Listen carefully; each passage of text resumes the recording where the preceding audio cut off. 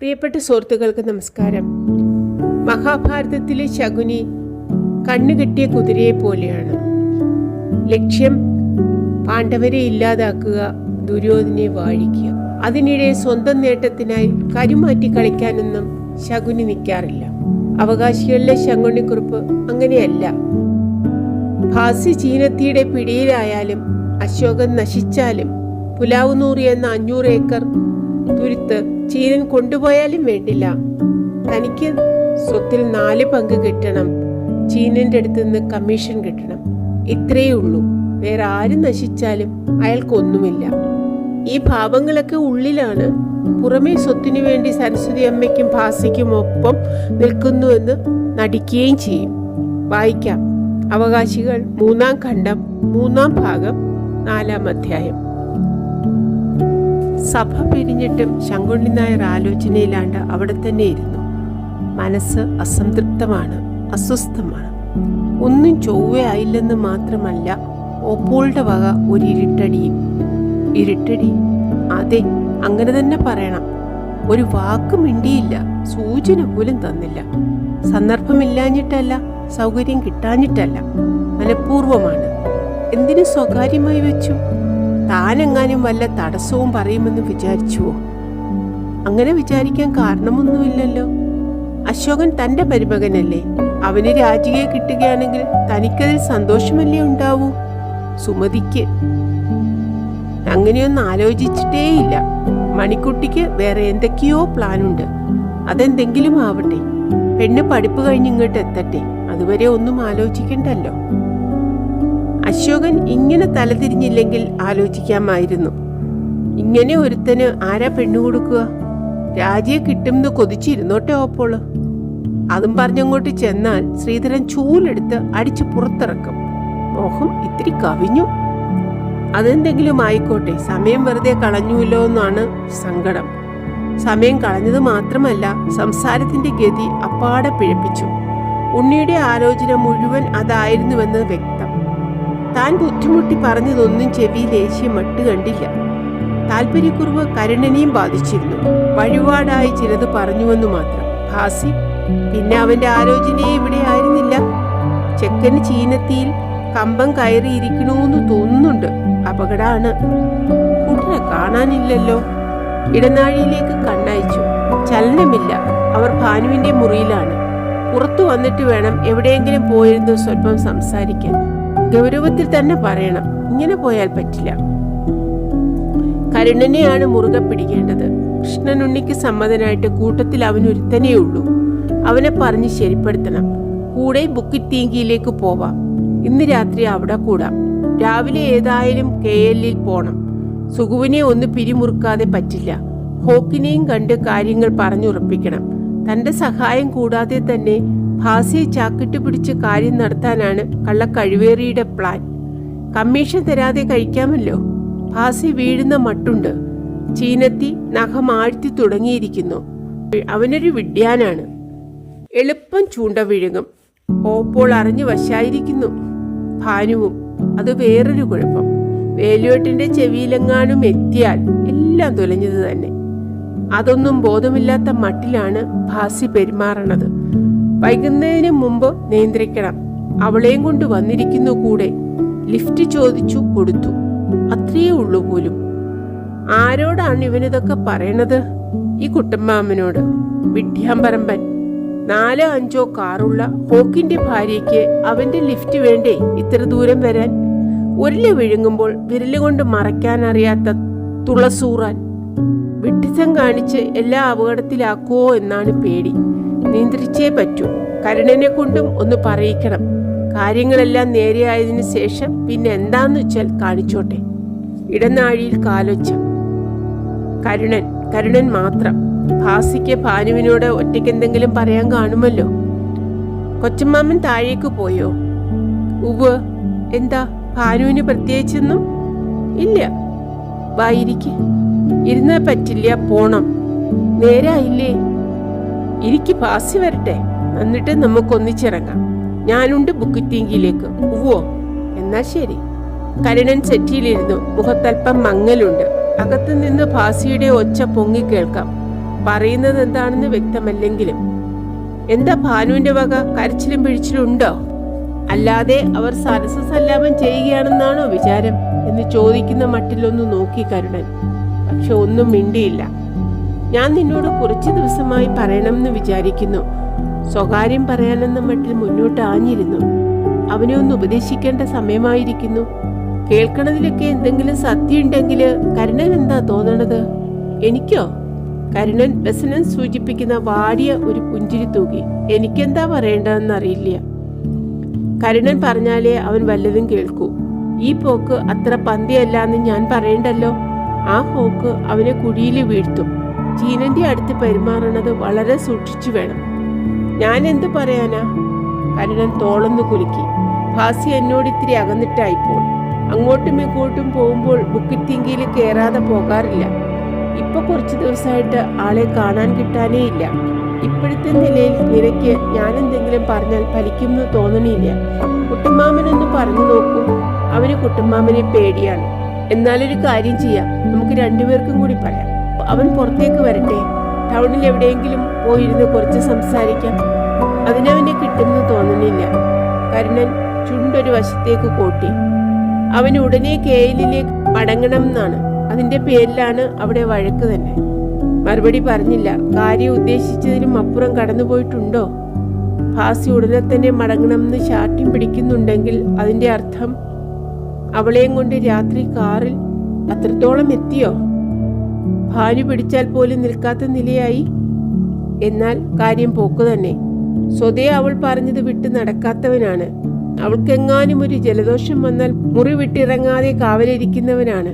എന്നിട്ടിപ്പോൾ അവൾ സുഖമില്ലാതെ കിടക്കുമ്പോൾ കോലാലംപൂരിലേക്ക് പോവാൻ തിടുക്കം കൂട്ടുന്നു. അതും രാത്രിയിൽ. അത്രത്തോളമായോ ചീനത്തിയുടെ പിടി? ഏതായാലും ഭാസി പുറത്തു വരട്ടെ. Let's wait. പിന്നെ നിന്നോട് വേറൊന്ന് ചോദിക്കണമെന്ന് വിചാരിച്ചു. ഓപ്പോൾ നിന്നോട് നേരത്തെ വല്ലതും പറഞ്ഞിരുന്നോ? എന്ത്? ഒരു ചെറിയ ബോംബ് പൊട്ടിച്ചില്ലേ? അത് അശോകന്റെ രാജീടെ? അത് തന്നെ. എന്നോടൊന്നും പറഞ്ഞിരുന്നില്ല. I see. നിനക്കെന്താ തോന്നണത് അതിനെപ്പറ്റി? എനിക്കെന്ത് തോന്നാനാ? ഒന്നും തോന്നണില്ല. എന്നാലും നിന്റെ അഭിപ്രായം? എനിക്കൊരു അഭിപ്രായവും ഇല്ല. നടക്കുമെന്ന് തോന്നണുണ്ടോ? ആവോ, അമ്മായി പറയണ കേട്ടാൽ വലിയ വിഷമില്ലാത്ത മാതിരിയാണ്. ശ്രീധരൻ സമ്മതിക്കുന്നു തോന്നണുണ്ടോ? എന്റെ തോന്നലിന് എന്താ വില? നീ എന്താ ഇങ്ങനെ അവിടെ ഇവിടെയും തൊടാണ്ട പറയണത്? പിന്നെ ഞാൻ എങ്ങനെയാ പറയേണ്ടത്? കരുണന്റെ വാക്കുകളിൽ വെറുപ്പ് കിനിഞ്ഞിരുന്നു. ഇതൊക്കെ എഴുന്നള്ളിക്കും എന്നറിഞ്ഞിരുന്നുണ്ടെങ്കിൽ ഞാൻ ഉണ്ണിയെ വിളിച്ചോണ്ട് വരേയില്ലായിരുന്നു. നീ പറഞ്ഞത് ശരിയാ. ഓപ്പോൾ ആ സബ്ജക്റ്റ് എടുത്തിട്ടത് പിശകായി. അങ്ങനെ വേണമെങ്കിൽ തന്നെ നമ്മളോട് നേരത്തെ ഒന്ന് പറഞ്ഞു വെക്കായിരുന്നു. ആകപ്പാടെ സ്വല്പം വഷളായി. സ്വല്പം അല്ല, നല്ലോണം. ഉണ്ണി വല്ലതും സൂചിപ്പിച്ചോ? ഇല്ല. പക്ഷെ സൂചിപ്പിക്കണോ? ആലോചിച്ചാൽ അറിഞ്ഞൂടെ? ഇനി മിസ്റ്റർ ഉണ്ണി എന്തെങ്കിലും ചെയ്യുമെന്ന് എനിക്ക് തോന്നണില്ല. എന്ന് കണക്കാക്കേണ്ട കാര്യമില്ല. എങ്കിലും ഇത് കൂടാതെ കഴിക്കായിരുന്നു നല്ലത്. കരുണൻ മറുപടി പറയാതെ വാച്ചിലേക്കും പിന്നീട് ഇടനാഴിയിലേക്കും ഒന്ന് നോക്കി. സെറ്റിയിൽ ചാരിയിരുന്നു. അവനും തന്റെ അഭിപ്രായക്കാരനാണ്. അത്രയും നന്ന്. എന്താണാവോ ഓപ്പോളുടെ ഉദ്ദേശ്യം? എല്ലാത്തിനെയും തുരങ്കം വെച്ച് തൻകാര്യം നേടാനാണോ? രാജിയെ അശോകനെ കൊണ്ട് കല്യാണം കഴിപ്പി രാജിക്ക് കിട്ടുന്നത് മുഴുവൻ എന്ന് വെച്ചാൽ വേലിയോട്ടിന്റെ സ്വത്തിൽ ഒട്ടുമുക്കാലും. അതാണോ പ്ലാൻ? ആണോ? മുഖം രണ്ടു കൈ കൊണ്ട് പൊത്തി സോഫയിൽ മലർന്നു കിടന്നു. ആണോ? ആണെങ്കിൽ ആയിക്കൊള്ളട്ടെ. നടക്കുന്ന കാര്യമല്ല. ശ്രീധരനും വേലിയോട്ടിനും ജീവിച്ചിരിക്കുന്നിടത്തോളം കാലം നടക്കില്ല. രാധാകൃഷ്ണന്റെ കാര്യം ആലോചിച്ച് ചെന്നിട്ട് കിട്ടിയതെന്താണെന്ന് എല്ലാവർക്കും അറിയാലോ. എന്നിട്ടും പൂതി തീരാത്തതാണ് അത്ഭുതം. ഏതായാലും അതാലോചിച്ച് ക്ലേശിക്കേണ്ട കാര്യമേ ഇല്ല. നടക്കില്ല, തീർച്ച. ബാക്കിയുള്ളതേ ആലോചിക്കേണ്ടു. ബാക്കിയുള്ളത് വളയിലും തുളയിലും ഓടാതെയാണ് ഉണ്ണി പറഞ്ഞത്. അത്രയും തൂക്കി നോക്കിയാലും തിരിച്ചും മറിച്ചും പരിശോധിച്ചാലും ഉണ്ണിയുടെ വാക്കുകളിൽ ഒരു ഉറപ്പുമില്ല. ഉറപ്പിച്ചൊന്നും പറഞ്ഞില്ല. എല്ലാം ഇരുന്ന് കേട്ടു. ഒടുവിൽ പറഞ്ഞു, ഇവിടെ കേട്ടതൊക്കെ ശ്രീധരനോട് പറയാം, മിസ്റ്റർ കുറുപ്പിനോടും. അത്രയേ പറഞ്ഞുള്ളൂ. അത് വിട്ട് എന്തെങ്കിലും പിടികൊടുക്കാത്ത മനുഷ്യൻ. ഇവിടെ കേട്ടത് അവിടെ പറയാമെന്ന്. അത് തന്നെ സത്യസന്ധമായി പറയുമോ? സംശയമാണ്. പറഞ്ഞാലും സ്വരം ഏതായിരിക്കും? എത്രയായാലും ഉണ്ണി ആ ഭാഗത്തേ നിൽക്കൂ. ഓപ്പോളുടെ കോപ്പറേറ്റീവ് പ്രൊപ്പോസൽ കാരണം കൂടുതൽ വഷളായി. ഈ ദൂതുകൊണ്ട് ഉദ്ദേശിച്ച ഫലമൊന്നും ഉണ്ടാവില്ല. ഇതൊരു പ്രഹസനമായി കലാശിക്കും. എന്നാൽ എന്താ, അതിൽ കൂടുതലൊന്നും പ്രതീക്ഷിച്ചിരുന്നില്ലല്ലോ. ഉറങ്ങാൻ കള്ള് വേറെ കുടിക്കണമെന്ന് മുമ്പേ അറിയാമായിരുന്നു. കരുണൻ നിർബന്ധിച്ചതുകൊണ്ട് പരീക്ഷിക്കുന്നു എന്ന് മാത്രം. ഇപ്പോൾ അവനും വിശ്വാസം നഷ്ടപ്പെട്ടിരിക്കുന്നു. ഇനി മറ്റു വഴികൾ ആലോചിക്കണം, അടിയന്തരമായിട്ട് ആലോചിക്കണം. ഇത്രയുമായ സ്ഥിതിക്ക് ശ്രീധരനും വെറുതെ ഇരിക്കില്ല. ഒരു പക്ഷേ വേണ്ടതൊക്കെ ഇപ്പോഴേ എഴുതി മേടിച്ചേക്കും. അല്ലെങ്കിലും പുതിയ ഓസ്യത്തിന് ഏർപ്പാട് ചെയ്തിട്ടുണ്ടല്ലോ. റെഡിയായോ ആവോ. ഉണ്ണിയാണ് തയ്യാറാക്കണതെങ്കിൽ രക്ഷയില്ല. സകല പഴുതും അടച്ചിട്ടായിരിക്കും എഴുതുന്നത്. കോട്ടുവായിട്ടു ക്ഷീണം തോന്നുന്നു. ഒന്നും നടന്നില്ലെങ്കിൽ ബ്രഹ്മാസ്ത്രം തൊടുക്കേണ്ടി വരും. അതിലടങ്ങാതെ വരില്ല തീർച്ച. ആവോ, ഉറപ്പിക്കാമോ? വേലിയേട്ടും കുലുങ്ങുവോ? സാധാരണ നിലയ്ക്ക് കുലുങ്ങാത്ത ആളാണ്. പക്ഷേ പണ്ടത്തെ ആളല്ലല്ലോ ഇപ്പോൾ. അത്രയേറെ ദുർബലനായിരിക്കുന്നു. അതുകൊണ്ട് വിദ്യ ഫലിച്ചേക്കും. അംബികയുടെ മരണം ആക്സിഡന്റ് അല്ലായിരുന്നു എന്ന് എനിക്കറിയാം വേലിയോട്ടാ എന്ന് പറയുമ്പോൾ എന്തായിരിക്കും മൂപ്പരുടെ പ്രതികരണം? ആലോചിച്ചു നോക്കാൻ രസമുണ്ട്. തഞ്ചോങ് ബസാർ ഡിസ്ട്രിക്റ്റിലെ തന്നെ ഏറ്റവും വലിയ ധർമ്മിഷ്ഠൻ, ഉദാരൻ, മലേഷ്യയിലെ തന്നെ വലിയ ഉദാരന്മാരിൽ ഒരാൾ, പ്രസിദ്ധനായ മിസ്റ്റർ കുറുപ്പ് ഒരു കൊലപാതകയാണെന്ന് അറിയുമ്പോൾ ലോകർ അതോർത്താൽ തന്നെ വേലുവേട്ടൻ ഞെട്ടില്ലേ? തെളിവില്ല, ശരി. പണ്ടെന്നോ കഴിഞ്ഞതാണ്, ശരി. പോലീസ് ഈ വൈകിയ വേളയിൽ കേസ് എടുക്കുമെന്ന് ഭയപ്പെടാൻ നിന്നുമില്ല, ശരി. എല്ലാം ശരി. പക്ഷെ സൽപ്പേര് അത് വെള്ളത്തിലാവില്ലേ? ഒരുപക്ഷെ അതും ഉണ്ടായില്ലെന്ന് വരാം. ഇപ്പോൾ ഇത് പറഞ്ഞു വരുത്തിയാൽ ഒരുത്തരും വിശ്വസിക്കില്ല. അസൂയക്കാർ കെട്ടിച്ചമച്ചതാണെന്ന് ജനങ്ങൾ കരുതാനും മതി. അപ്പോഴോ? എന്നാലും വേലുവേട്ടന് പേടിയില്ലാതിരിക്കില്ല. വേണ്ടപ്പെട്ടവരിൽ ചിലരെങ്കിലും വിശ്വസിച്ചാലോ? ശ്രീധരൻ, ഭദ്ര, സുഗു. വിശ്വസിക്കേണ്ട, വിശ്വസിച്ചേക്കും എന്ന് വേലുവേട്ടന് തോന്നിയാൽ മതി. അതോടെ മൂപ്പര് തകരും. അതാലോചിക്കുമ്പോൾ താനെ കീഴടങ്ങും. അതിലും ഭേദം സ്വത്ത് മര്യാദയ്ക്ക് പങ്കുവെക്കുകയാവും എന്ന് ബോധ്യപ്പെടുത്താൻ വിഷമമില്ല. പിന്നെ കുട്ടൻ പിടിച്ച വഴിക്ക്. അതാലോചിച്ചപ്പോൾ ആശ്വാസം മാത്രമല്ല, ഇത്തിരി രസം തന്നെ തോന്നി. തന്നെ കുറ്റപ്പെടുത്തുന്ന ചൂണ്ടുവരലിന്റെ മുൻപിൽ വേലിയേട്ടൻ ചൂളുന്നത് ഭാവനയിൽ കണ്ടപ്പോൾ മുഖം പൊത്തിയ കൈകളിലേക്കൊരു പുഞ്ചിരി പൊഴിഞ്ഞു. ഓപ്പോള് കല്യാണാലോചനയുമായി ചെല്ലട്ടെ. എല്ലാം കെട്ടിപ്പടുത്തുയർത്തി കഴിയുമ്പോൾ പതുക്കെ ഒരു തള്ള്. കുട്ടനെ ഇവരാരും ശരിക്കും മനസ്സിലാക്കിയിട്ടില്ല. കുട്ടനൊന്ന് പിടിച്ചാൽ ആ പിടുത്തം അത്ര പെട്ടെന്നൊന്നും വിടില്ലെന്ന് ഇവർക്ക് അറിഞ്ഞൂടാ. 4 പങ്കെന്ന് പറഞ്ഞാൽ 4 പങ്ക് കണക്ക് പറഞ്ഞു വാങ്ങിക്കും. സന്ദർഭം അനുകൂലമാണെങ്കിൽ അതിൽ കൂടുതലും. കയ്യിലുള്ളത് ബ്രഹ്മാസ്ത്രമാണ്, ബ്രഹ്മാസ്ത്രം. പക്ഷെ വേണ്ടി വന്നാലേ അത് ഉപയോഗിക്കാവൂ. കൂടാതെ കഴിഞ്ഞാൽ അത്രയും നല്ലത്. അവസാനത്തെ വെടിക്കുള്ള മരുന്ന് എപ്പോഴും കയ്യിൽ സൂക്ഷിക്കുകയാണല്ലോ വേണ്ടത്. ഈ പാടൊന്നുമില്ല. മണിക്കുട്ടി മര്യാദയ്ക്കായിരുന്നെങ്കിൽ. അവളോട് പണ്ട് മുതൽക്കേ പറയണതാണ്, വല്യമ്മാമനെ പാട്ടിൽ പിടിക്കാൻ പ്രയാസമുള്ള കാര്യമല്ല. വേലിയേട്ടിന് അനന്തരവരെ ജീവനാണ്. അതും പെണ്ണിന്റെ പൊടിപ്പായിട്ട് അവളൊന്നേ ഉള്ളൂ. ഇടയ്ക്കിടയ്ക്ക് വന്ന് കാണുക, തവിന് നിന്നു കൊടുക്കുക, ഒച്ചാനിക്കുക, ഇത്രയൊക്കെ വേണ്ടൂ വേലിയേട്ടൻ തൃപ്തിപ്പെടാൻ. അത് ചെയ്യില്ല. ഇങ്ങോട്ട് വരുമ്പോഴേക്കും അൾട്രാ മോഡേൺ വേഷം വേണ്ടെന്ന് വെച്ച് തറവാട്ടിൽ പിറന്ന പെൺകുട്ടികളെ പോലെ പെരുമാറണമെന്ന് ഇശി പറഞ്ഞതാണ്. കൂട്ടാക്കണ്ടേ? ഭദ്രയോട് അടുക്കണം എന്ന് പറഞ്ഞിരുന്നു. അവൾക്ക് ഇഷ്ടമായാൽ വേലിയേട്ടന് കൂടുതൽ തൃപ്തിയാവും.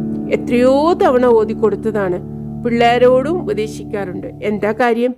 ശ്രീധരന്റെ മക്കളെ പോലെ വേണേ. പുറമെ എങ്ങനെയൊക്കെ നടന്നാലും വേലിയേട്ടന്റെ മുമ്പിൽ ചെല്ലുമ്പോൾ വലിയ ഭക്തി ബഹുമാനം നടിക്കും. മൂപ്പർക്കത് മതി സന്തോഷിക്കാൻ. മണിക്കുട്ടിക്കും മക്കൾക്കും അത് ചെയ്തുകൂടെ? സുരേഷ് കഴിവേറി വേലുവേട്ടനെ കാണാറേയില്ല. സുമതി സുജാതയും വെക്കേഷന് വന്നാൽ പോയി കാണും. വേലുവേട്ടൻ കൈനിറയെ കൊടുക്കുകയും ചെയ്യും. അവറ്റയ്ക്കെങ്കിലും സ്വല്പം ഗുരുത്വമുണ്ട്. അത്രയും പോലുമില്ല അവരുടെ അമ്മയ്ക്ക്. 10 തവണ തഞ്ചോങ് ബസാറിൽ വന്നാലേ ഒരിക്കൽ വല്യമ്മാമനെ പോയി കാണും. അതും 5 മിനിറ്റ്. അതിനിടയ്ക്ക് വിളമ്പാത്ത വൈഭവങ്ങളൊന്നുമില്ലതാനും. വേലുവേട്ടൻ ഉള്ളുകൊണ്ട് ചിരിക്കായിരിക്കും. മൂപ്പര് അറിയാത്ത കാര്യമൊന്നുമില്ല. പോരെങ്കിൽ ശ്രീധരൻ അപ്പപ്പോൾ റിപ്പോർട്ട് കൊടുക്കുന്നുണ്ടാവും. അതൊന്നും ഇനി ആലോചിച്ചിട്ട് കാര്യമില്ല. ആർക്കും ഒരു ചൂടുമില്ല. താനുണ്ടല്ലോ എങ്ങനെയെങ്കിലുമൊക്കെ. ഭാസിയെ കാണാനില്ലല്ലോ. കരുണൻ എണീറ്റ് കഴിഞ്ഞിരുന്നു. എനിക്ക് പോണം. ആ പറഞ്ഞ പോലെ അവനെ കാണാനില്ലല്ലോ. ശങ്കുണ്ണി നായർ നിവർന്നിരുന്നു. എന്നാൽ നമുക്ക് പതുക്കെ ഇറങ്ങാം. അവനില്ലെങ്കിലും തിരക്കേടില്ല. അതോ വിളിക്കണോ? വിളിക്കണ്ട, നമുക്ക് മിണ്ടാതെ ഇറങ്ങാം. ശങ്കുണ്ണി നായർ നീട്ടിയൊന്നു മൂളി. ശരി, ഇറങ്ങാം. സോഫയുടെ കയ്യിൽ പതുക്കെ ഒന്ന് അടിച്ചെഴുന്നേറ്റു. കാർ സ്റ്റാർട്ട് ചെയ്യുമ്പോഴേക്കും ഭാസി ഓടിക്കതിച്ചെത്തി. എന്താ കാത്തു നിൽക്കാൻ പറഞ്ഞിട്ട് മിണ്ടാതെ പോണത്? നീ ഉണ്ടാവില്ല എന്ന് വിചാരിച്ചു.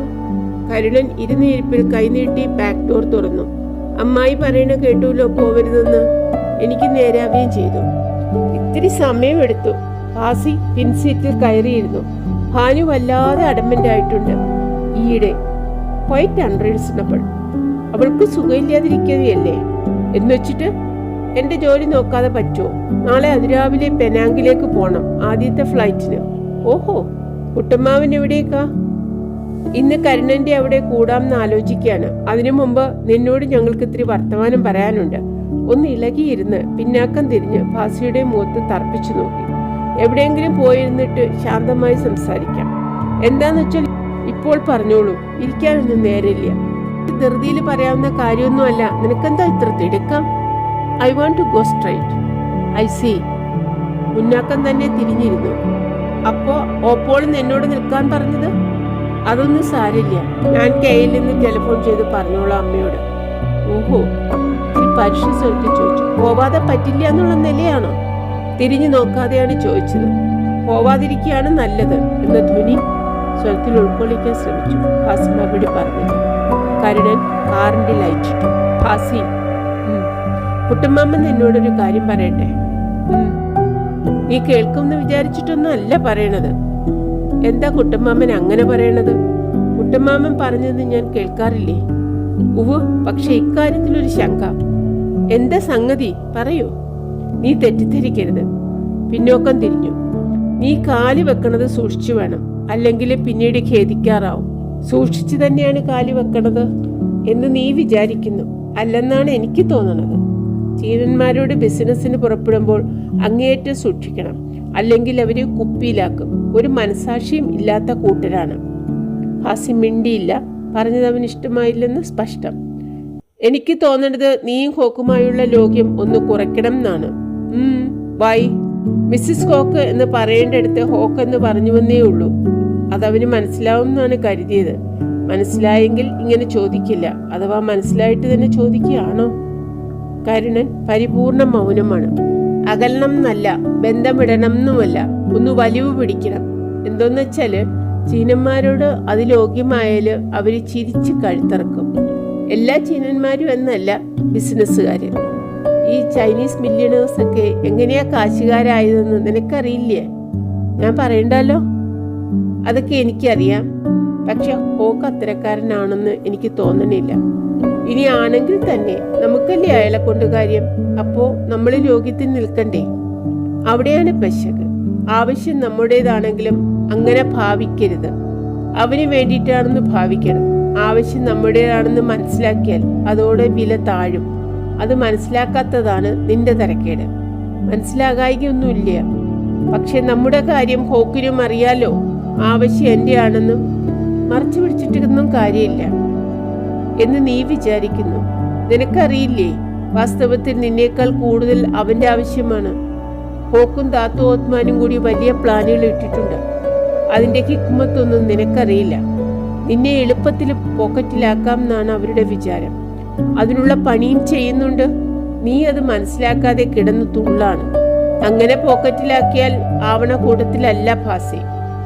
I know what I am doing. ചിരി വന്നു. പറയുന്നത് കേട്ടാലേ അറിയാം തീരെ ആത്മവിശ്വാസമില്ലാന്ന്. താൻ പറഞ്ഞത് അവരെ ഒന്ന് ഉലച്ചിരിക്കുന്നു. ഇല്ലാത്ത ധൈര്യം അഭിനയിക്കുകയാണ്. ഒന്നും കൂടെ ഇളക്കി വിടാം. നിന്നെപ്പോലെ 1000 പേരെ ഒറ്റ കപ്പിന് വിഴുങ്ങുന്നവനായാള്. പരിഹാസഭാവത്തിലൊന്ന് ചിരിച്ചു. നിന്നെ തൊണ്ട തൊടാതെ വിഴുങ്ങും ചീനൻ.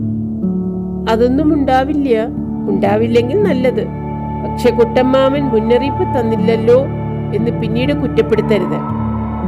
സംഭാഷണം ഇതോടെ തീരുന്നുവെന്ന് സൂചിപ്പിക്കാനായി മുന്നോക്കം തന്നെ തിരിഞ്ഞിരുന്നു.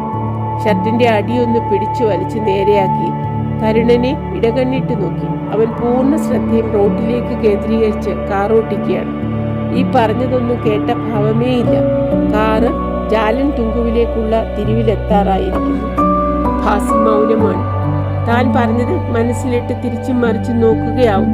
തുടങ്ങിയത് ഒന്നിലൂന്നിയിട്ടാണ്, അവസാനിക്കുമ്പോൾ ഊന്നൽ മറ്റൊന്നിലായി തീർന്നിരുന്നു. പറഞ്ഞതിൽ കാര്യമുണ്ടെന്ന് സ്വപ്നം കഴിയുമ്പോൾ അവന് താനെ ബോധ്യം വരും. ഇന്നല്ലെങ്കിൽ നാളെ കുട്ടമ്മാമനില്ലാതെ അവനെ കൊണ്ട് ഒന്നിനും കഴിയില്ല. ഇനി ഉപദേശം തേടി വരട്ടെ, അപ്പോൾ വരച്ച വരയിൽ നിർത്താം. ചീനത്തിയെ കണ്ട് ഭ്രമിച്ചിട്ടുണ്ടെങ്കിൽ അതൊക്കെ ഒന്ന് അടക്കി പിടിക്കണം. തൽക്കാലമെങ്കിലും പ്രമാണങ്ങൾ ഒപ്പിട്ട് രജിസ്റ്റർ ചെയ്യുന്നവരെ പിടികൊടുക്കരുത്. അതവനെ പറഞ്ഞ് മനസ്സിലാക്കണം. എന്നാൽ കാര്യം ചെയ്യിച്ചു. എന്നിട്ട് എന്താ തീരുമാനിച്ചത്? കരുണൻ മൗനം ഭഞ്ജിച്ചു. കുട്ടമ്മാമന് സംസാരിക്കാനുള്ളതൊക്കെ കഴിഞ്ഞു? ഇല്ല, പക്ഷെ കരുണൊന്നും മിണ്ടിയില്ലല്ലോ. ഞാൻ തൽക്കാലം ഒന്നും പറയാൻ നിൽക്കണില്ല. മടങ്ങി ചെന്നിട്ട് ജോലിയുണ്ട്. ഭാസിക്ക് റെസ്റ്റ് ഹൗസിന്റെ അവിടെയല്ലേ ഇറങ്ങേണ്ടത്? അതെ, ഇപ്പുറത്ത് നിർത്തിയാലും മതി. കുട്ടമ്മാമനോ ബുക്കിത്തിങ്കിലേക്കില്ലേ? അതാ ഞാനിപ്പോൾ ആലോചിക്കണത്. ഭാസി കേരളിലേക്ക് പോകുന്നത് തീർച്ചയാണോ? ഷുവർ. എന്നാലൊരു കാര്യം ചെയ്യാം, കരുണം പൊയ്ക്കോളൂ. എനിക്ക് ഇവനോട് ഇത്തിരിയും കൂടി വർത്തമാനം പറയാനുണ്ട്. അവൻ കേരളിലേക്ക് പോണ വഴിക്ക് എന്നെ ബുക്കിത്തിങ്കിൽ ഡ്രോപ്പ് ചെയ്തോളും. എന്താ ഭാസി? Okay okay. എന്നാൽ ഞങ്ങൾ ഗസ്റ്റ് ഹൗസിന്റെ അവിടെ ഇറങ്ങിക്കോളാം. കരുണൻ ശരിയെന്ന് തലയാട്ടി. ഒന്നാമത്തെ ക്ലാസ് കഴിഞ്ഞപ്പോൾ വിഷയത്തിലേക്ക് പ്രവേശിക്കാൻ തീരുമാനിച്ചു. ഇതുവരെ പൊതുവെ ചിലതൊക്കെ സംസാരിച്ചതേയുള്ളൂ. ഭാസിയുടെ ശ്രദ്ധ പൂർണ്ണമായും സംഭാഷണത്തിലുണ്ടായിരുന്നുവെന്ന് തോന്നുന്നില്ല. അവൻ കൂടെ കൂടെ ക്ലോക്കിലേക്കും ഇടനാഴിയിലേക്കുമുള്ള വാതിൽക്കിലേക്കും നോക്കുന്നുണ്ട്. അവൾ ഏതെങ്കിലും മുറിയിൽ കാത്തിരിക്കുകയാവും. രക്ഷയില്ലാത്തവണ്ണം പ്രേമത്തിൽ വീണുപോയ ഒരു വിഡ്ഢിയുടെ ഭാവങ്ങളും ചേഷ്ടകളും ഒന്നൊഴിയാതെ പ്രദർശിപ്പിക്കുന്നുണ്ട് ഭാസി. സഹതാപവും ഒപ്പം അവജ്ഞയും തോന്നുന്നു. വെയിറ്റർ പുതിയൊരു ഗ്ലാസ് ബിയർ കൊണ്ടുവന്ന് വെച്ച് ഒഴിഞ്ഞ ഗ്ലാസ് നീക്കം ചെയ്തു. മുഴുവൻ കാലിയായിരുന്നില്ല, ഇത്തിരി ബാക്കിയുണ്ട് അടിയിൽ. അപ്പോഴേക്കും എടുത്തുകൊണ്ട് ഓടാൻ ധൃതിയായി. ഭാസിയുടെ ഗ്ലാസ് ഒഴിഞ്ഞിട്ടില്ല. തുടുത്ത ദ്രാവകം പാതിയും ബാക്കിയുണ്ട്. ഡ്യൂബോണെ വിത്ത് സോഡ. അവനും പഠിച്ചു തുടങ്ങിയിരിക്കുന്നു. തൊടാത്ത പുള്ളിയാണ്. ചീനനെയും ചീനത്തെയും കൂടെ പഠിപ്പിച്ചു കൊടുത്തതാവണം. സാധനം നന്നോ? ഇതുവരെ രുചിച്ചു നോക്കിയിട്ടില്ല. നോക്കാമായിരുന്നു. ചെലവ് അവന്റെ ആണല്ലോ. ഇങ്ങനെ എത്ര കാശ് ചെലവാക്കുന്നുണ്ടോ ആവോ ആ പെണ്ണിന് വേണ്ടി. കോടീശ്വരന്റെ ഭാര്യയോ? വെപ്പാട്ടി. മൂന്നാമത്തെ ഭാര്യ എന്ന് വെച്ചാൽ വെപ്പാട്ടി തന്നെ. തനിക്ക് ആവശ്യം പോലെ ഉപയോഗിക്കാനും മറ്റുള്ളവരെ കുടുക്കിട്ട് പിടിക്കാനും ചീനൻ പോറ്റി വളർത്തുകയാണ്. ഇവൻ എത്രാമത്തെ ഇരയാണോ ആവും. ഭാസി ബിയർ മോന്തിക്കൊണ്ട് പതിഞ്ഞ മട്ടിൽ ആരംഭിച്ചു. കാറിൽ കരുണൻ ഉണ്ടായിരുന്നത് കൊണ്ട് മുഴുവൻ അങ്ങോട്ട് തുറന്നു പറയാൻ പറ്റിയില്ല. അതേ ഇവിടെ ഇറങ്ങാമെന്ന് വെച്ചത്. അതെനിക്ക് മനസ്സിലായി. ഭാസി ഗ്ലാസ്സിൽ കുത്തനെ നിൽക്കുന്ന സ്ട്രോവിൽ തെരിപ്പിടിച്ചു. എന്താ സംഗതി? ഹോക്കും താത്തോ ഓത്മാനും കൂടി വലിയ പ്ലാനുകൾ ഇട്ടിട്ടുണ്ടെന്ന് ഞാൻ നേരത്തെ പറഞ്ഞില്ലേ? അതിനെക്കുറിച്ച് നീ എന്തെങ്കിലും കേട്ടോ? പ്ലാനൊക്കെ എനിക്കറിയാം. അത് രഹസ്യമൊന്നുമല്ലല്ലോ. ടൂറിസ്റ്റ് കോംപ്ലക്സിന്റെ കാര്യമല്ലേ? കംപ്ലീറ്റ് ബ്ലൂ പ്രിന്റ് ഞാൻ സ്റ്റഡി ചെയ്തതാണ്. കേബിൾ കാർ അടക്കം. ലോങ് റേഞ്ച് പ്ലാനാണെന്ന് വെച്ചോളൂ. അതല്ല ഞാൻ ഉദ്ദേശിച്ചത്. പിന്നെ ഇത്രയും വിസ്തരിച്ച പദ്ധതി തയ്യാറാക്കിയിട്ടുണ്ട് ഇല്ലേ? പക്ഷെ വസ്തു ആരാന്റെ കയ്യിലാണ് താനും. അത് ഇത്തിരി വിചിത്രമായിട്ട് തോന്നണില്ലേ? അതുകൊണ്ടെന്താ? വസ്തു കൈവശം കിട്ടുമെന്ന അടിസ്ഥാനത്തിലാണ് തയ്യാറാക്കിയിട്ടുള്ളത്. അതും ജനറലായിട്ട് മാത്രം. വസ്തു കിട്ടിയില്ലെങ്കിലോ?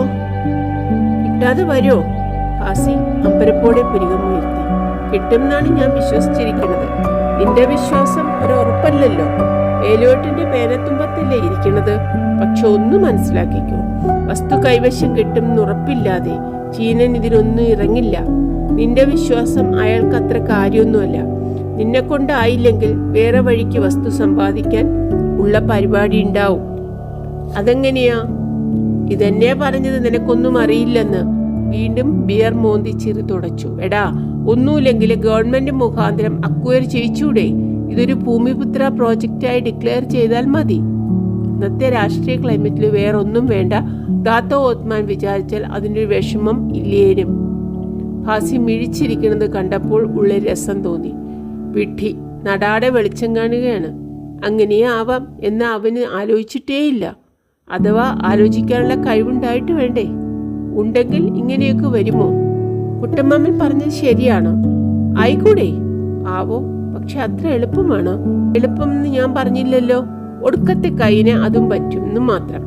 ദാത്തു ഓത്മാൻ വിചാരിച്ചാൽ അത്ര പ്രയാസം ഉണ്ടാവില്ല താനും. NOCയുടെ കാലമായതുകൊണ്ട് ചോദിക്കാനും ആരുമില്ല. പാർലമെന്റ് ഒന്നുമില്ലല്ലോ. എന്നാൽ പിന്നെ അവരെന്താ അത് ചെയ്യാത്തത്? നീ ഒരു ഇംബ്രോണ്ടനാ. ഞാൻ പറഞ്ഞില്ലേ, അത് നിവർത്തിയില്ലെങ്കിൽ മാത്രം മതിയെന്ന് വെച്ചിട്ടാന്ന്. എളുപ്പം ഈ വഴിയാണ്. കാൽ കാശ് ചെലവുമില്ല. നിനക്ക് പേരിനൊരു പാർട്ട്ണർഷിപ്പും തന്ന് വസ്തു ഏറ്റെടുക്കാം. ഒരു ചോദ്യം ഉണ്ടാവില്ല. പതുക്കെ നിന്നെ വിഴുങ്ങുകയും ചെയ്യാം. അതാ ഞാൻ അന്നേ പറഞ്ഞത് പാർട്ട്ണർഷിപ്പ് വേണ്ട, ലീസ് മതിയെന്ന്. എല്ലാം കണക്കിലെടുത്തേ കുട്ടമ്മാമൻ എന്തെങ്കിലും പറയുന്നു ഉറപ്പിച്ചോ? ആത്മാർത്ഥത കൊണ്ടാണ് ഞാൻ പറയുന്നതെന്ന് നിനക്കറിയില്ലേ എന്ന മട്ടിൽ ഭാസ്യ ഉറ്റുനോക്കി. അവൻ സ്ട്രോ കറക്കിക്കൊണ്ട് ആലോചിക്കുകയാണ്. ആലോചിക്കട്ടെ, ആലോചിക്കും തോറും വഴിക്ക് വരും. കുട്ടമ്മാവൻ പറയണതിൽ കാര്യമില്ല. പക്ഷേ എന്താ പക്ഷേ? ഹോക്കിന് അങ്ങനെയുള്ള വിചാരമൊന്നും ഉണ്ടെന്ന് തോന്നണില്ല. ഈ പ്ലാനില് വാസ്തവത്തിൽ മൂപ്പർക്കത്ര വലിയ താല്പര്യം തന്നെയില്ല. ഇത്രയും പണം പുലാവ് ലങ്കാവിലോ കോട്ടോ ബാറുവിലോ ഇറക്കിയാൽ ഇതിലിരട്ടി ലാഭം കിട്ടും. ക്വിക്ക് റിട്ടേൺസുമായിരിക്കും. പിന്നെ നിന്നെ ഒന്ന് സഹായിച്ചു കളയാമെന്ന് വെച്ചിട്ടാ? പരിഹാസം മറച്ചു വെക്കാതെ ചോദിച്ചു. കൈലാസം നന്നാവാൻ പ്രദോഷം നോൽക്കണ പുള്ളി. എന്നെ സഹായിക്കാനെന്ന് ഞാൻ പറഞ്ഞില്ലല്ലോ.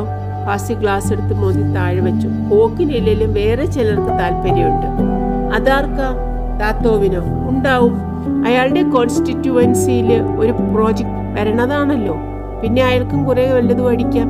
അങ്ങനെയാണെങ്കിൽ അക്വയറി ചെയ്യാൻ കൂടുതൽ സാധ്യതയുണ്ട്. ദാത്തോവിനും അല്ല.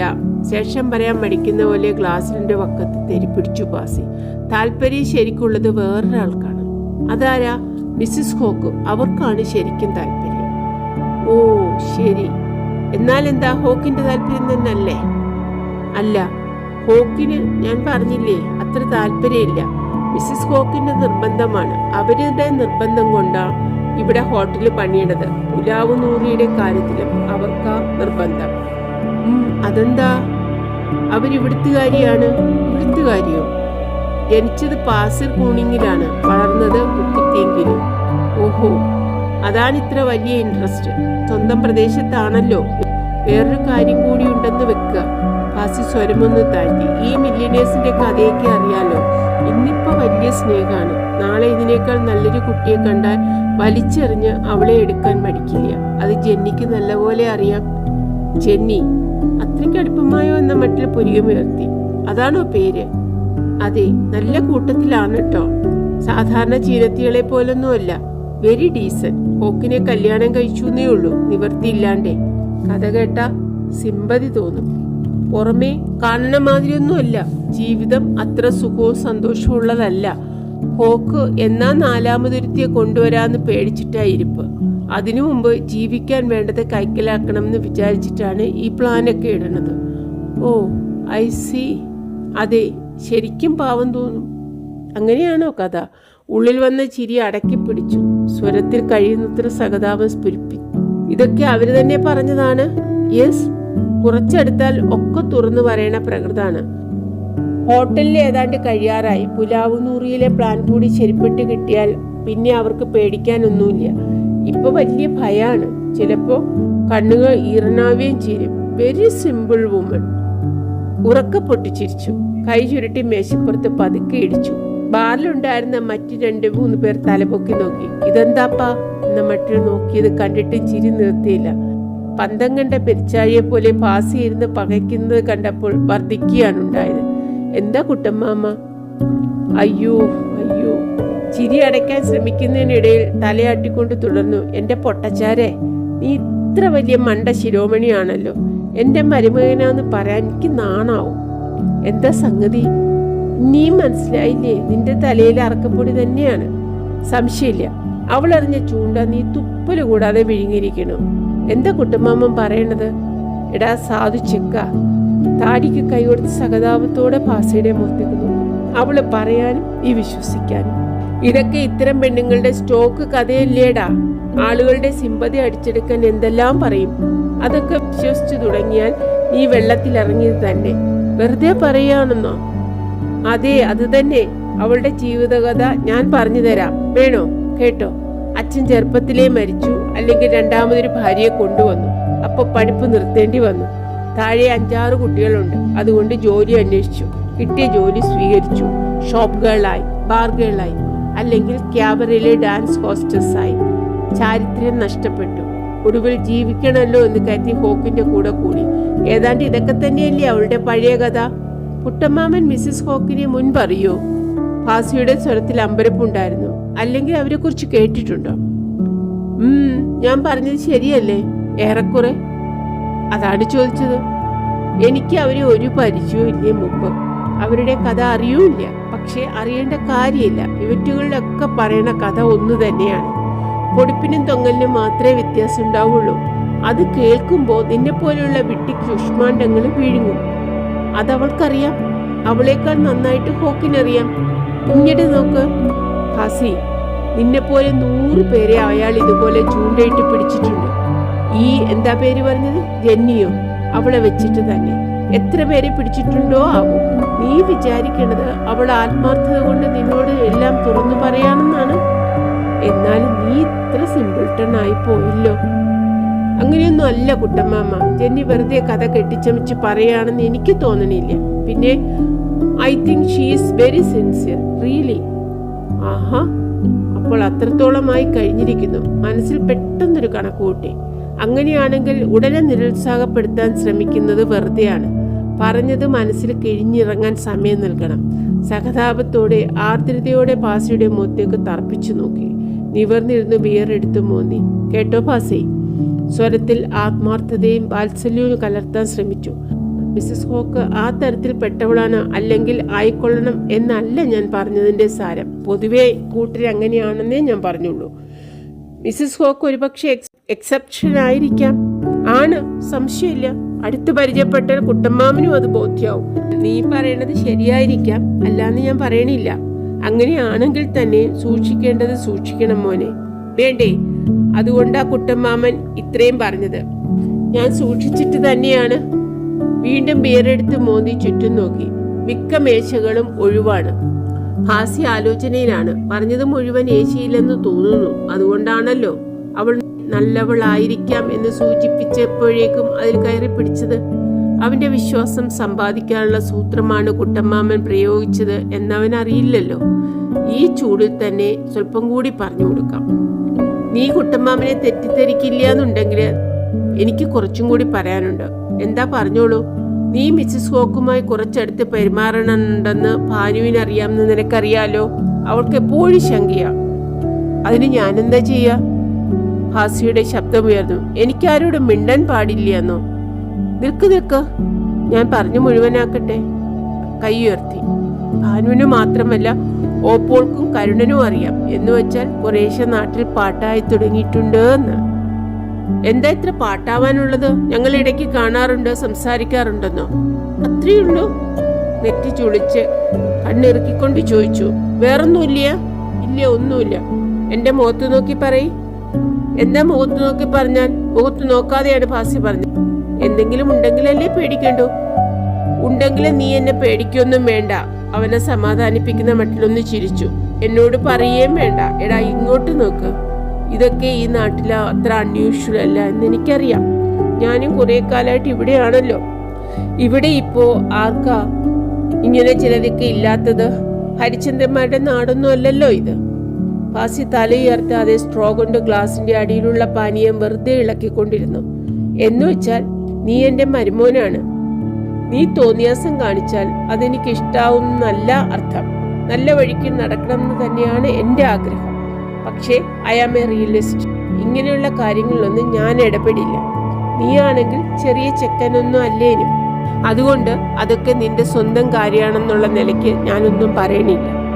ഭാസി ഒന്ന് നോക്കുക മാത്രം ചെയ്തു. ആ നോട്ടത്തിൽ കൃതജ്ഞതയുടെ നേരിയ നിഴലാട്ടമുണ്ടെന്ന് തോന്നി. പിന്നെ വേറൊന്നുള്ളത് മയത്തിൽ തുടങ്ങും. ഉരുളി വിഴുങ്ങാണെങ്കിൽ വിരല് മറ വേണം. ഈ തഞ്ചോങ് ബസാറ് ടാവട്ടമേ ഉള്ളൂ. നിന്നെയാണെങ്കിൽ ഇവിടെ എല്ലാവരും അറിയുകയും ചെയ്യും. ആ നിലയ്ക്ക് ആ സ്ത്രീയും കൊണ്ട് ഇവിടെ വരണതും ഇവിടെയൊക്കെ നടക്കണതും അത്ര ശരിയല്ല. അതിന് കുട്ടമ്മാമ, ഞാൻ പറഞ്ഞില്ലേ ഞങ്ങൾ തമ്മിൽ ഒന്നുമില്ല. ഉണ്ടോ ഇല്ലേ പറയാൻ ഇട കൊടുക്കണോ? എത്രയായാലും ഓരോ ശ്രുതി കേൾക്കുമ്പോൾ ഭാനുവിനും ഓപ്പോൾക്കും വയറ് കത്തില്ലേ? ഭാനുവിന് വിഷമം തോന്നിക്കുന്ന കാര്യമാണെന്ന് ഓർമ്മ വേണം. നിനക്ക് 2-3 കുട്ടികളുണ്ട്, അതൊന്നും മറക്കരുത്. അതൊന്നും ഞാൻ മറക്കാറില്ല. നിന്റെ പെരുമാറ്റം കാണുമ്പോൾ അങ്ങനെയല്ല തോന്നണത്. ഇപ്പോഴിതെങ്ങാനും വേലോട്ടിന്റെ ചെവിയിലെത്തിയാലോ? വാസ്തവത്തിൽ ഒന്നുമില്ലെങ്കിലും ശരി, പൊടിപ്പും തൊങ്ങലും വെച്ച് പറഞ്ഞു കൊടുക്കാൻ ധാരാളം ആൾക്കാരുണ്ടാവും. അപ്പോഴോ നിന്റെ വല്യച്ഛൻ അറിഞ്ഞു വല്ലതും തരാൻ ഉദ്ദേശിക്കുന്നെങ്കിൽ അത് വേണ്ടെന്ന് വെക്കും. എന്ന് മാത്രമല്ല, ആർക്കും ഒന്നും കൊടുക്കണ്ടെന്ന് തന്നെ വെച്ചേക്കും. അതുകൊണ്ടാണ് ഞാൻ പറയണത്, ഇങ്ങനത്തെ കുരുത്തക്കേടിനൊന്നും ഇപ്പൊ പുറപ്പെടേണ്ട. എല്ലാം ഒന്ന് കഴിഞ്ഞ് അവകാശപ്പെട്ടത് ഇങ്ങോട്ട് കയ്യിൽ കിട്ടട്ടെ, പിന്നെ എന്ത് വേണമെങ്കിലും ആയിക്കോ. അതുവരെ സൂക്ഷിക്കണം. ഭാസി ഉടനെ ഒന്നും പറഞ്ഞില്ല. കൈമുട്ടുകൾ മേശപ്പുറത്തൂന്നി കീഴ്പോട്ട് നോക്കിക്കൊണ്ടിരുന്നു. പറയാനുള്ള എന്തോ ഒന്ന് മനസ്സിലിട്ട് തിരിച്ചും മറിച്ചും പരിശോധിക്കുകയാണെന്ന് തോന്നും. ഞാനിപ്പോ എന്ത് വേണം എന്നാ കുട്ടമ്മമ്മ പറയണത്? അല്പം കഴിഞ്ഞപ്പോൾ അവൻ കീഴടങ്ങിയ സ്വരത്തിൽ പറഞ്ഞു. ഹോക്കും മിസ്സിസ് ഹോക്കുമായിട്ടുള്ള ഫ്രണ്ട്ഷിപ്പ് തീരെ വിടണം എന്നാണോ? അരുതരുത്, ഞാൻ പറഞ്ഞതല്ല. ശങ്കുണ്ണി നായർ കസേര വലിച്ചിട്ട് മുന്നോട്ട് ആഞ്ഞിരുന്നു. ഞാൻ ക്ലിയറായി പറഞ്ഞ് മനസ്സിലാക്കി തരാം. ഹോക്കും മിസ്സിസ് ഹോക്കുമായിട്ടുള്ള അടുപ്പത്തിന് ഒരു കോട്ടവും വരുത്തണ്ട. അത് കണ്ടിന്യൂ ചെയ്യണം. പക്ഷേ 1-2 കാര്യം ഞാൻ പറയാം. ഹോക്കിന്റെ മിസ്സിസ് ഹോക്കിന്റെ അടുത്ത് നീ കുറച്ചു വലിവ് പിടിക്കണം. ചീപ്പാണെന്ന് അവർക്ക് തോന്നരുത്. എന്നാലേ നിനക്ക് വിലയും നിലയും ഉണ്ടാവും. എളുപ്പം അടുത്താൽ നീ ഒരു സിമ്പിൾട്ടൺ ആണെന്ന് അവര് ധരിക്കും. അത് പാടില്ല. കുറച്ച് റിസർവ്ഡ് ആവണം. അങ്ങോട്ട് കൂടെ ഫോൺ ചെയ്യാതിരിക്കുക, വലിഞ്ഞു കയറി ചെല്ലാതിരിക്കുക. അങ്ങോട്ട് വന്നാൽ തന്നെ ഇടയ്ക്ക്, എല്ലായ്പ്പോഴും എന്നല്ല, ഇടയ്ക്ക് ജോലിയുണ്ടെന്ന് പറഞ്ഞു ഒഴിഞ്ഞു മാറുക. അങ്ങനെ നോക്ക് കുറച്ചു ദിവസം. അപ്പൊ കാണാൻ വ്യത്യാസം. മുഴുവൻ സമ്മതമല്ലാത്ത മോളെ. അതൊന്ന്. ഇപ്പുറത്ത് ഭാനുവായിട്ട് യാതൊരു വഴക്കിനും പോവരുത്. അവൾക്ക് ബാക്കിയുള്ളവർക്കും യാതൊരു സംശയത്തിനും ഇട കൊടുക്കരുത്. അത് വളരെ ശ്രദ്ധിക്കേണ്ട കാര്യമാണ്. അല്ലെങ്കിൽ എല്ലാം തകരാറാവും, സകലതും കുട്ടിച്ചാറാവും. മനസ്സിലായോ? മൂളിയാൽ പോരാ, അതനുസരിച്ച് പെരുമാറണം. ഓക്കെ. ഉള്ള പാല് ചുക്കിട്ട് കാച്ചരുത്. കുട്ടമ്മാവൻ പറഞ്ഞത് എനിക്ക് മനസ്സിലായി. സൂക്ഷിച്ചിട്ട് തന്നെയാണ് ഞാൻ പെരുമാറണത്. എന്നാൽ മതി. അല്പനേരം മിണ്ടാതിരുന്ന ശേഷം പാസി വാച്ച് നോക്കി. എന്നാ പോവാ? എന്താ പോവാ? ഓക്കെ. ഗ്ലാസ്സിൽ ബാക്കിയുള്ള ബിയർ കുടിച്ചു തീർത്തു. ഞാൻ റെഡി. കുട്ടമ്മാമൻ പോർച്ചിൽ വെയിറ്റ് ചെയ്യൂ. ഞാൻ ബില്ല് കൊടുത്ത് കാർ എടുത്തിട്ട് വരാം. നീ ഒറ്റയ്ക്കാണോ? അല്ല.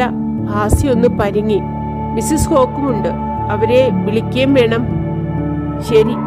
എഴുന്നേറ്റ് സാവധാനത്തിൽ കൗണ്ടറിലേക്ക് നടക്കുന്ന ഭാസിയെ നോക്കിക്കൊണ്ടിരുന്നപ്പോൾ ഭാഗികമായി സംതൃപ്തി തോന്നി. അവനൊന്ന് ഉലഞ്ഞിരിക്കുന്നു, ഉള്ളൊന്നാടിയിരിക്കുന്നു. ശേഷം പിന്നീട് നോക്കാം. സന്ധ്യയ്ക്ക് പതിവായി റോട്ടിലുണ്ടാവുന്ന തിരക്ക് മുഴുവൻ ഒഴിഞ്ഞിട്ടില്ല. വഴിവിളക്കുകളെ മരവിപ്പ് ബാധിച്ചിട്ടില്ല. മൈലാഞ്ചി വേലിക്കപ്പുറത്തെ കായലിന്റെ അരമതിലിന്മേൽ ധാരാളം പേർ കാറ്റുകൊള്ളാൻ ഇപ്പോഴും ഇരിപ്പുണ്ട്. നിന്ന് കാല് കഴിച്ചപ്പോൾ വരാന്തയിലെ കസേരകളിൽ ഒന്നിലിരുന്നു. അവൻ വരാൻ ഇത്ര താമസം? Mrs hoc തയ്യാറായിട്ടില്ലായിരിക്കും. അതാലോചിക്കുമ്പോൾ അസ്വസ്ഥത തോന്നുന്നു. താൻ പറഞ്ഞതൊക്കെ ചൂടോടെ അവളോട് ചുരുട്ടിപ്പിടിച്ച കൈയിന്റെ പുറന്തൊലി കടിച്ചു. അത്ര ആലോചിച്ചില്ല. ബാറിൽ നിന്ന് എണീറ്റ് പോരുമ്പോൾ വലിയൊരു കാര്യം നേടിയ സംതൃപ്തി ഉണ്ടായിരുന്നു. ഇപ്പോൾ ആശങ്ക തോന്നുന്നു. അവനെല്ലാം അവളോട് പറഞ്ഞേക്കും, വള്ളിപുള്ളി വ്യത്യാസമില്ലാതെ. അവളെല്ലാം അങ്ങനെ തന്നെ ഹോക്കിനോടും പറയും. അത് മനസ്സിൽ വെച്ചുകൊണ്ടാവും ഹോക്ക് മേലാൽ തന്നോട് ഇടപെടുന്നത്. പുറത്തേക്കൊന്നും കാണിക്കില്ല, പക്ഷെ കൊരട്ടത്തുണ്ടാവും. ആന കള്ളനാണ്. ചടാ, അത്ര ആലോചിച്ചില്ല. വിനയായിപ്പോയി. പലതും നടന്നു കിട്ടാനുണ്ടല്ലോ. മറുമരുന്ന് കാണണം. ഏതായാലും ഭാസിക്കൊരു മുന്നറിയിപ്പ് കൊടുക്കണം. ഒറ്റ അക്ഷരം മിണ്ടിപ്പോവരുതെന്ന്. ഇതിനകം ഒന്നും പറഞ്ഞിട്ടില്ലെങ്കിൽ രക്ഷയുണ്ട്. പറഞ്ഞിരിക്കുമോ? പറഞ്ഞാൽ തന്നെ എന്താ പറഞ്ഞിരിക്കുക? ഉദ്യാനത്തിലെ കാറ്റാടി പതുക്കെ തിരിയുന്നുണ്ട്. പറഞ്ഞിട്ടുണ്ടാവും. എന്നാലും വിസ്തരിച്ച് പറഞ്ഞു കേൾക്കാൻ ഇടം കിട്ടിയിരിക്കില്ല. ഒരുപക്ഷെ അവൻ പറയും, അതാണ് ജാതി. അറിഞ്ഞിരുന്നും കൊണ്ട് അവനോട് ഇതൊക്കെ പറഞ്ഞത് അബദ്ധായി. കരുണനെ കൊണ്ട് പറയിച്ചാൽ മതിയായിരുന്നു. അല്പം നോട്ടപ്പിശക് പറ്റി. സാരമില്ല. കോലാലംപൂരിലേക്ക് പോകുന്ന വഴിക്ക് പറയാൻ സൗകര്യം കൊടുക്കാഞ്ഞാൽ മതിയല്ലോ. അതിനൊരു വഴിയുണ്ട്. കൂടെ അങ്ങോട്ട് പോവുക. അതെ, അതാണ് വഴി. പിന്നെ സൗകര്യം പോലെ അവനെ താക്കീത് ചെയ്യാം. അതേ ഇനി പറ്റുള്ളൂ. കരുണന്റെ അവിടെ പോയിട്ടത്ര വലിയ കാര്യമൊന്നുമില്ല. നാളെ രാവിലെ KL ഏതായാലും പോണം. ഇപ്പോഴേ പോയാൽ ബസ്സുകൂലി ആദായം. 2.5 വെള്ളി, അതെ അത് തന്നെ പ്ലാൻ. കാറിന്റെ വെളിച്ചം പോർച്ചിലടിച്ചപ്പോൾ ചാടി എഴുന്നേറ്റു. മനസ്സിൽ തോന്നിയ അസ്വസ്ഥത കുറഞ്ഞൊന്ന് നീങ്ങിയിരുന്നു. പ്രിയപ്പെട്ട സുഹൃത്തുക്കളെ, 4ാം ഭാഗം വായിച്ചു കഴിഞ്ഞു. 5ാം ഭാഗവുമായി വേഗം എത്താം. ദയവായി സബ്സ്ക്രൈബ് ചെയ്യുകയും ഷെയർ ചെയ്യുകയും വേണം. നിങ്ങളുടെ കമൻസ് ഞാൻ വെയിറ്റ് ചെയ്യുകയാണ്. Thank you.